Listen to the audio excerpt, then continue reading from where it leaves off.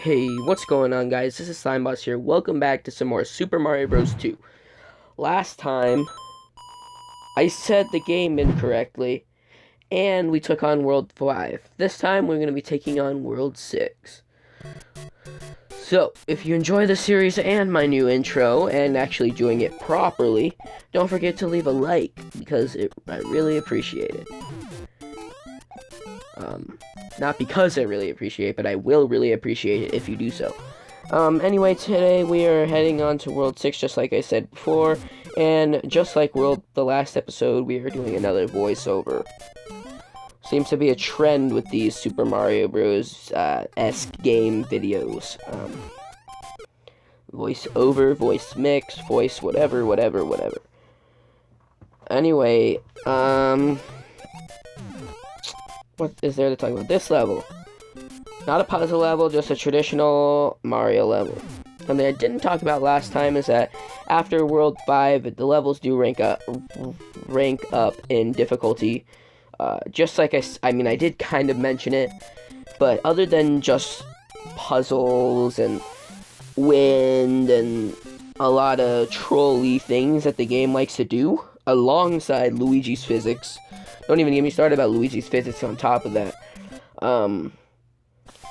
There's just a lot of stuff going on here. A lot. A lot of new elements, a lot of new course design. So, on top of all of the new hard stuff that Nintendo's giving us from the original Super Mario Bros., there's more to just the generic level design as well. Like, super difficult jumps that sometimes I would even think in my mind that only Luigi can take, even though Mario could very well take it as well. Nice grammar. Also, something I will talk about in more depth in the bonus episode is that because I can actually play as Luigi in single player, that means that, and if you saw the main menu when we first booted up the game back in World 1, there's no two-player option. So if you're wondering about that, yes, that is true. There is no two-player option because there's a lot more that's jam-packed in this game, which we'll get over when we get to that point, as well as in the bonus episode.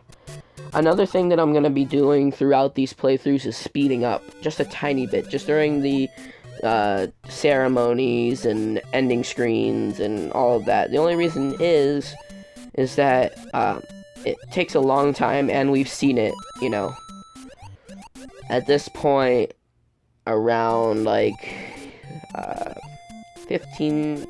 14 times, you know, almost exactly. So it's kind of getting annoying. So speeding up through it is good, is okay for now. But the next games, either one, it won't be available to us, or if it is, it'll be an entirely new ceremony. So yeah, because the next games are not the same as these ones. So yeah. Anyway, here we are. We beat 6-1, and now we're in 6-2, or actually we're done with 6-2, and that was one of our first water levels. In fact, I think it is our first water level in this game. Our third, if you're counting from the other Mario Brothers game. It's a similar style, but with harder platforming and such, and obstacles and things. And here we are with 6-3. Again, sort of a pattern with Super Mario Bros. Is that, that after a water level, there's a bridge level that has flying cheeps everywhere. But again, it's an entirely different level from that of Super Mario Bros. It's just inspired by it. Also, we see another new enemy here, which is the straight-up flying Koopa Troopa, which is something I think was in the original game, and I sort of mentioned it. But generically, flying Koopas so there's a few types of flying Koopas. There's the stationary flying Koopa, which either just goes up and down, or in a circle, or whatever, and those are typically red. And then there's the green ones that either hop around or fly directly straight. And then there's the regular Koopas, and of course, you know, as you just saw there, it flips around. Then there's just the regular Koopas, green and red. green falls over, red stays on the platform as long as possible. It's a little bit more uniform in the new Super Mario Bros. Games, but yeah. Anyway, here we are, finally on 6-4, and guess what? It's another puzzle level, so I do end up cutting halfway through this, trying to figure out the puzzle just like I did in the previous episode, not the previous episode, but the previous couple of episodes, except this time it's a straight up cut instead of me just talking to you while I look it up, because I'm not talking to you in this video, so yeah. Anyway, this puzzle is one of the harder ones because there's a few sections to it that are continuous, so you have to find the right path on your first go. So right around here, basically, right around here, in the next few tries, I tend to figure out, okay, so I'm obviously not getting it right. I basically try as many patterns as possible, going above the original fire bar, top level, middle level, and then bottom level, and then below the original fire bar, and then top level, middle level, bottom level, and none of them seemed to work. Then I tried going up the pipe that had the red piranha plant in it. Nothing seemed to work. So then I finally took up the courage to just look up what I was doing wrong. And yes, that turtle by the name of Hammer Bro was getting on my nerves a lot.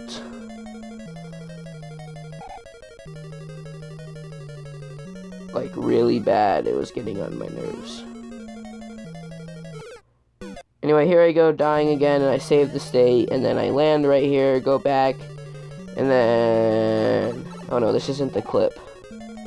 Maybe it is, maybe. Oh yeah, that's the scene that I actually try to go up the pipe, and I realize it's not the right way. And now we actually know where the heck we're going. Dodging the piranha plant, going up the top level. And finally getting to the right spot. And this isn't it. We actually have to head down, which I didn't know. I thought I was going, it was just a regular platforming system, but no, this is actually part 2 of the puzzle. Basically what you have to do is head down, head underneath the original piranhas, and then head to the bottom row, if I'm not mistaken. And then I made a save state mistake. I actually saved the state instead of loading the state, which caused me to start from the beginning. So yeah, that was the only bad part.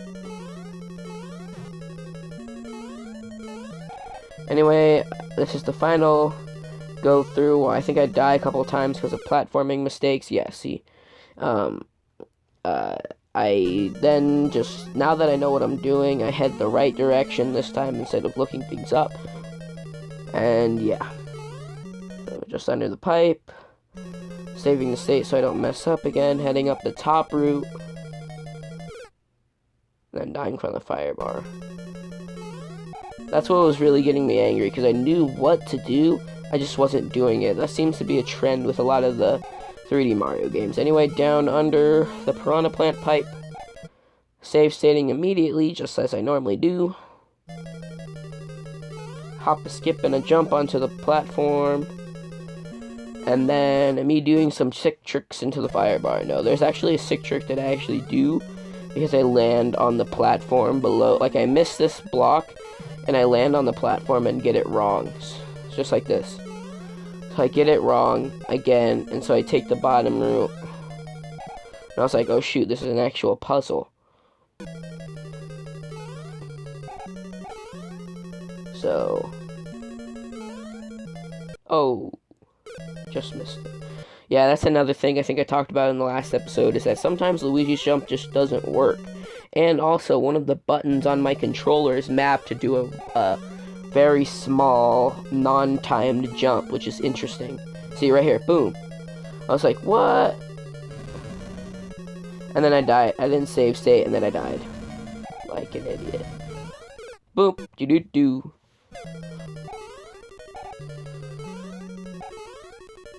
And I think I do it multiple times, like, unintentionally. See, I just miss it.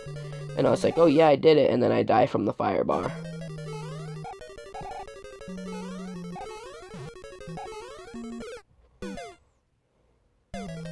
I tend to like fire bars this episode a lot.